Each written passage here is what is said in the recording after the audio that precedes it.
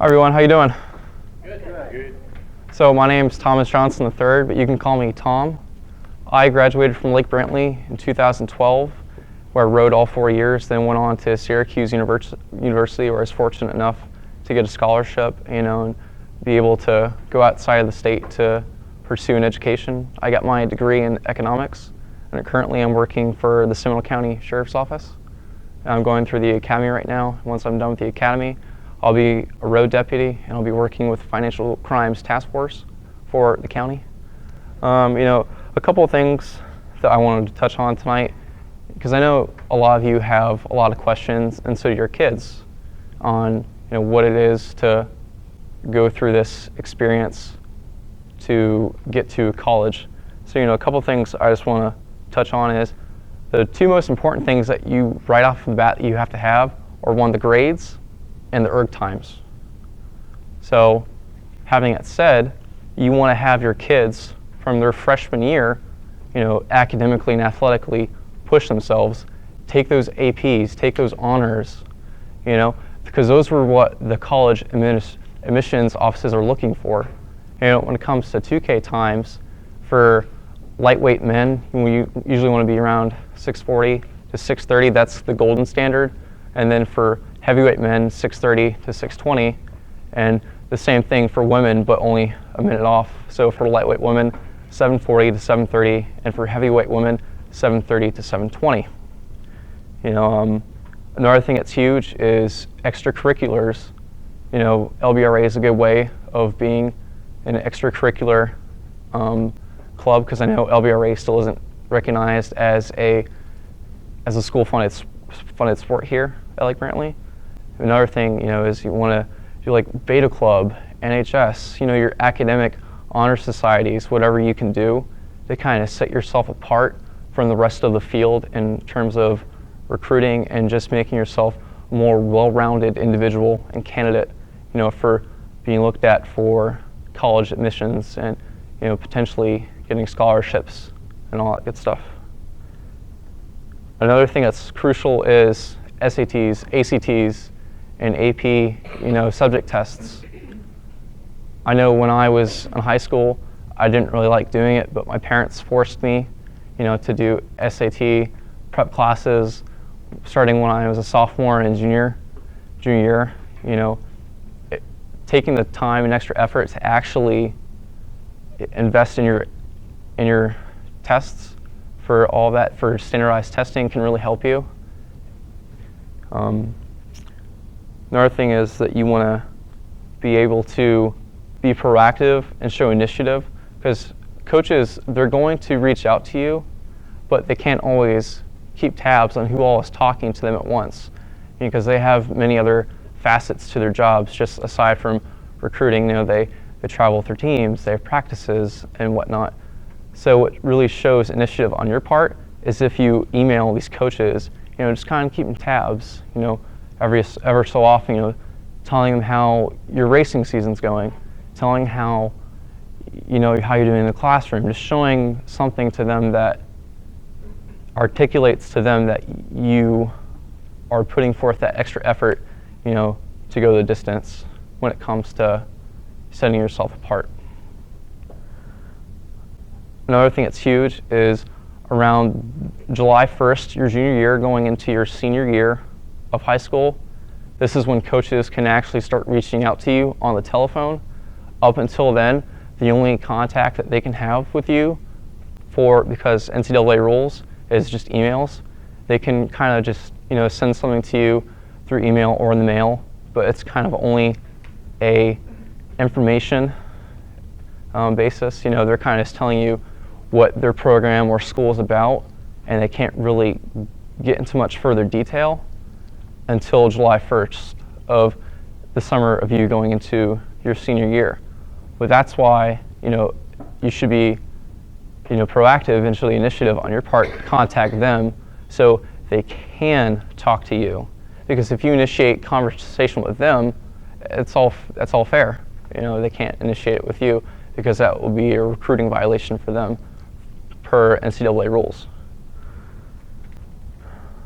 Another thing that's huge, is over the summer, having access to an erg, even though it's not the most fun thing going down to the boathouse, like Fairview, getting in an extra, erg session or lifting session or whatever you can, to help further your physical progress, because rowing is one of the sports where you can't just be a seasonal rower.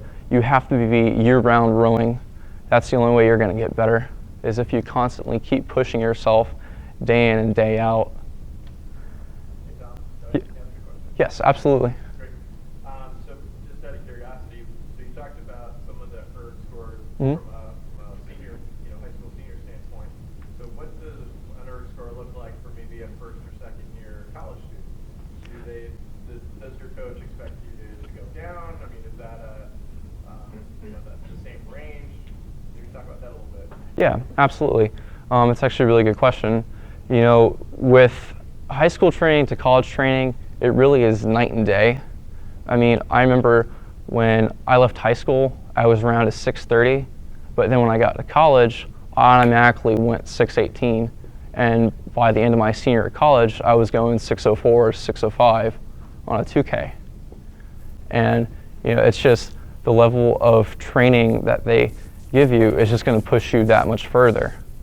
And having that said, when it comes to college lifestyle and stuff like that, it's tough. It's not easy. You're practicing, at least I don't know how it is for other teams, but when I was in college, we practiced 6 days a week. 3 of those days were 2 days in which you were getting up at 5:30 or 6 a.m., going out in the water, rowing or lifting.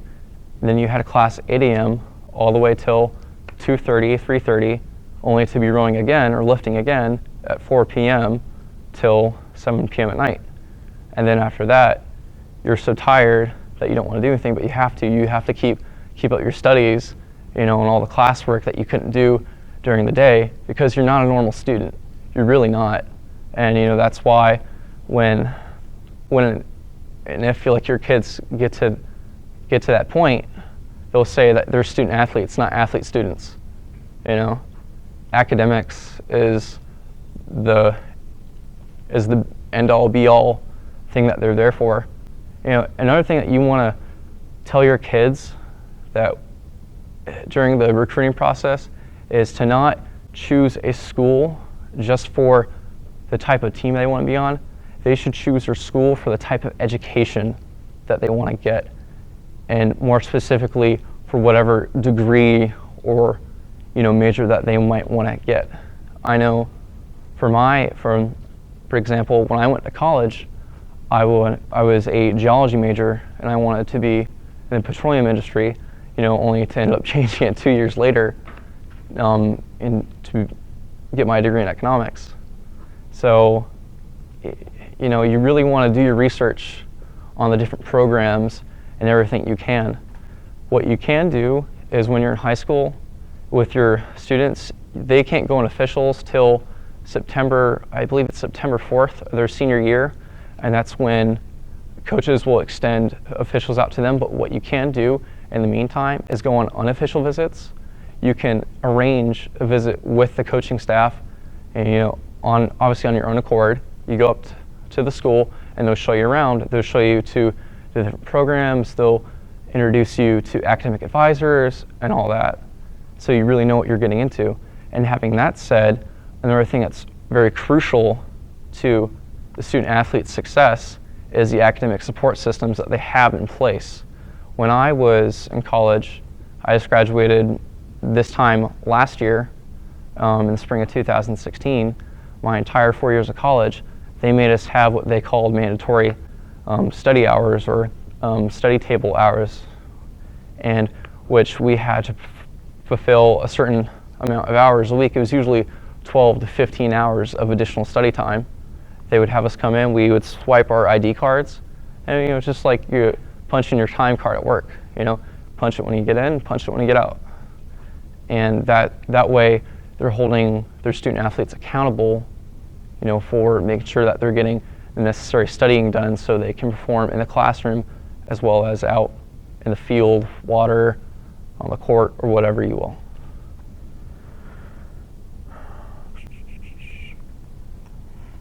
Another thing that you want to be brutally honest to your kids about is that this isn't just something that you can just do and kind of do halfway. It's a life choice. It really is. You're giving up that social aspect. I mean, my coach from college, he always said that you have what he called the triangle to college, and the 3 points being academics, athletics, and social. You can't have all three. You can only have two. And having that said, what are you willing to give up and sacrifice in order to excel in something else? So I mean, you just got to be really honest with them, because they're there to get an education and to athletically perform, because you're not normal students. You're there for a purpose and there for a reason, and it's expected of you to kind of set yourself from what they would consider the standard student. So. Yeah, real quick before you go back. So, would you say that you were pretty well prepared going from the high school experience, going to the college experience, with what you started when you got there, or is it like, no, I didn't think this was going to happen at all? In what way? Academically, athletically? The schedule and keeping up with the studies. So, does Brantley still do 7 period days, class days? Okay. I remember when I was a freshman at Brantley, we had block scheduling the first year, and then they changed that in the fall of '09 to 7 period days. It's like block scheduling. In college, you set up your schedule. You sit down with an academic advisor, and they'll pick the classes for you based on what you need to fill for your general education requirements, and then for your major requirements. But it's really just like block scheduling. You want more the hang of it you get as you go on through the semesters and through the years. You basically pick when you want to go to class and when you don't want to go to class. Obviously there are some discrepancies there, as if you knock certain classes out beforehand versus later on down the road. But when it comes to training, I mean, I was prepared, but not entirely prepared the most, because it's that jump from high school to college is really just that much more difficult and takes just that much more out of you as a person, especially when you're adding in early mornings. Because I remember when I was in high school, we didn't wake up at 5:30, 6 a.m. to go row, just to go to class, just to go row again. So I mean, it's hard. There are certain things that you can do now to help yourself get ready for that. Just having good study habits, being organized, using your time wisely. But I mean, the best way you can learn from that is just experience and just going through the motions and kind of figuring out for yourself through process of eliminations what works best for you. So, yes, sir. As you talk about being a student athlete, because of the demands put on you as an athlete, did the university provide any type of additional help or assistance on the academic side? You talk about going to like a study hall, but what about like tutors and things of that nature? I mean, what's offered to you that maybe was not offered to other students? Good point. That's actually something I forgot to mention momentarily. They do give you tutors. Tutors are free. I mean, I don't know what it is per university or college, but when I was in college, if you scheduled a tutor for a certain subject, they had a tutor for it. I mean, I know, especially when it came to like your finance, accounting, econ majors, your engineering, mathematics, physics, pre-med, pre-law, whatever you will, if you had a difficulty in a class, they would find a tutor for you no matter what. And there always was a good amount of tutors that were willing to meet with you on a flexible schedule basis so that you could get the quality tutoring that you needed in order to succeed in the classroom. So.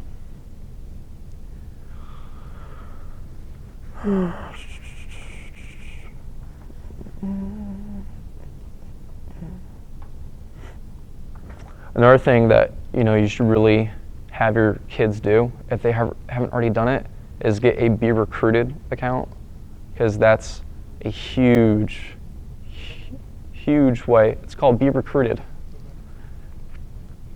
It's basically a way for them to set up a profile and basically boast about all their achievements academically, extracurricularly, athletically, to set themselves apart. You can put pictures up there. For coxswains, I know that they can put voice recordings up there of them in practice and stuff like that.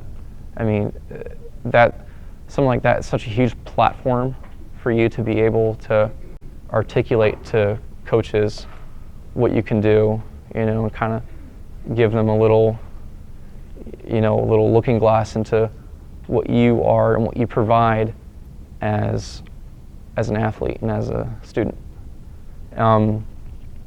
One thing I want to mention for coxswains, especially because I know a lot of people don't ever usually talk about coxswains, what coxswains can do to set themselves apart. For a coxswain, obviously it's a little bit different than a rower, because there's not really athletic standards that you have to meet. So from a college coach's perspective and what they want their coxswains to be, they basically want their coxswains to kind of be like an assistant coach, but within the boat. They want their coxswains to be able to point out flaws in the technique of their rowers and oarsmen and what they can do to correct it right then and there. Say foreseat, you're doing this wrong, this is how I want you to fix it, and these are the drills in which what we're going to do to help you fix that, and so we can keep the balance of the boat, more on keel and more stable. They get recordings and different scenarios. I mean, I know when I was talking to your daughter at Head the Giblet, for girls especially, they can cater to both sides of the coin, guys and women's teams. That's huge for girl coxswains, because they honestly have the biggest potential for getting recruited, because they can go to both heavyweight and lightweight men's teams, open weight and lightweight women's teams. You want to practice recordings of what you do during practices, what you do during races, to show coaches that you know what you're talking about, and you're not kind of just running in circles. You're being proactive, calling technique flaws, what somebody's doing, keeping your head on a swivel when it comes to being in a race and what other teams and other lanes are doing, and being able to pull the trigger when you think you should do something that may deviate from the race plan a little bit in order to get you into that position of success. So, the same thing for guy coxswains too. Just want to recordings of what they can do in the boat, out of the boat.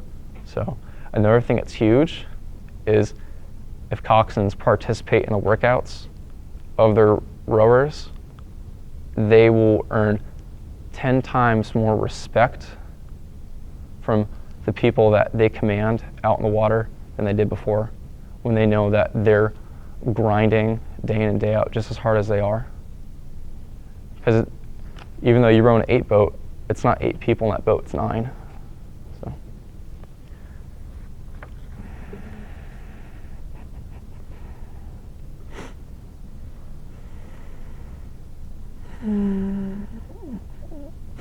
Another thing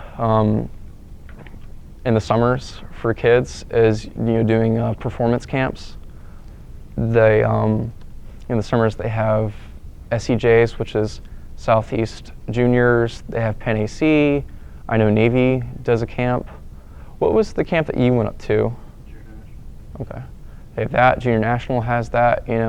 Dev camps. All that is a great way to get exposed, especially because there are development camps run specifically by colleges during the summer that target kids specifically for recruiting, because they get them for 3 to 4 days at a time, and that's kind of like their dry run of what these kids would be like if they were under their authority at their campus.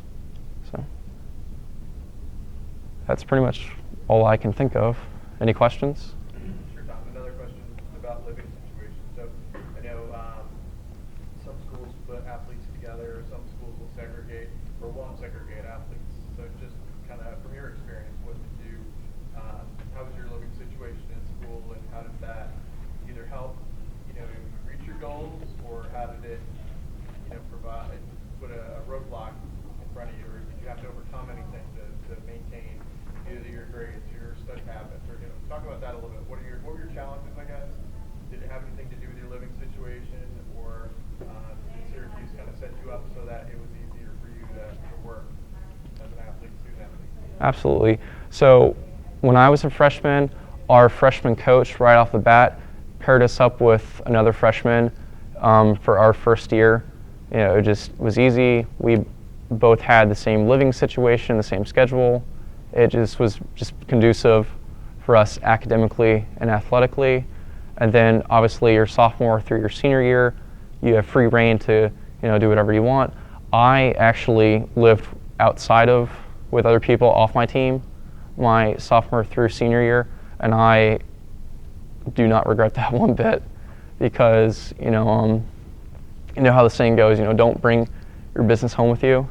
Because I know people that were on my team that lived together, they kind of were at each other's throats sometimes because of someone, beating someone else in the seat race at practice, and they kind of didn't just leave it off. They just didn't leave it on the water. They took it off, and it just made living situations unbearable for some people at times. And it's just a good way to to just branch out and kind of get that sense of normalcy for what a normal student might have to an extent. Obviously, you want to keep in mind that you're there for a purpose and a reason, but at the same time, at the end of the day, you want your kids to also be able to enjoy college, not just not have life all the time, because if you don't have any time to unwind from that stressful environment, that's just not going to be conducive for you long term. With living situations, obviously they set you up that way for your success, but I'd say success isn't determined by that. It's determined by the individual. Obviously, if you want it bad enough, you're going to make it work. I remember days where I got up at 5:30 and then didn't go to bed till 1 a.m. because of studying for midterms and finals, or doing term papers and stuff like that, because I just didn't have the time during the day. But you had to make the sacrifices in order to get it done. You just got to do what you got to do sometimes. So. You mind sharing your experience with the cold and winter for you? Absolutely. So, being a Florida boy, I lived in Altamont Springs my whole life, and just moved back from Syracuse after 4 years there. That is a huge culture shock from just the type of people that are up there. Everyone down here is a lot more friendly, I'll say that. And just weather-wise, it can be very stressful at times, because you go from seeing clear blue skies, and sunshine, to just it's dark and gloom and gray, and just 8 months of snow each year. It's tough, especially those northern schools. For you, because you're going to Cornell, it's tough, but you can do it. Winter training's not easy.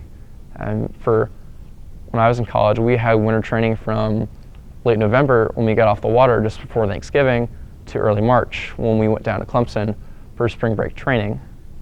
It's a grind, but it makes you mentally tougher and really tests who you are as a person, and tests how far you're willing to go in order to succeed.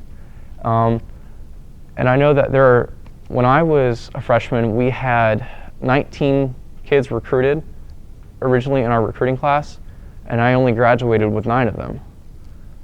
Coaches will recruit in bulk because they're not naive. Some kids are going to fall off along the way. So when I was a freshman, they would always say, you want to out-recruit the crazy being the kids, that don't make it for whatever reason. And having that said, going out of state, it's not for everyone. But if you think you can do it, I encourage you to do it. It's a great experience. I don't regret, going to where I went, not one bit. I met some of the most amazing people I've ever met in my life. I'm very blessed and fortunate, to have been a lot of the experiences that I was fortunate enough to, to be a part of when I was in college.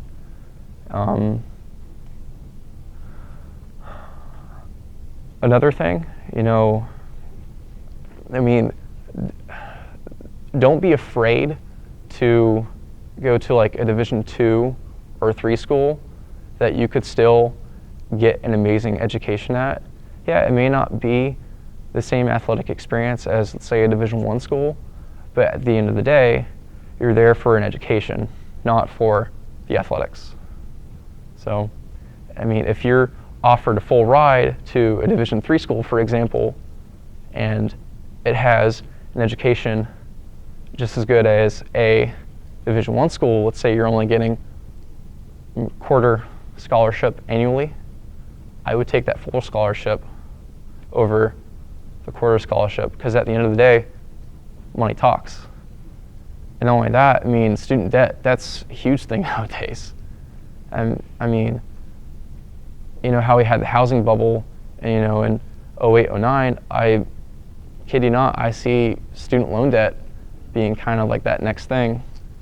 And at the end of the day, you don't want to be paying off bills for the rest of your life. You want to, have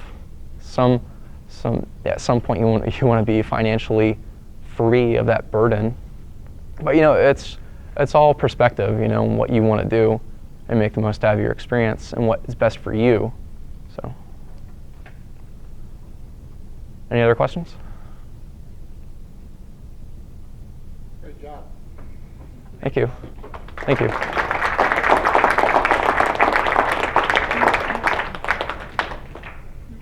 on break for like 5 minutes, maybe we had any questions privately.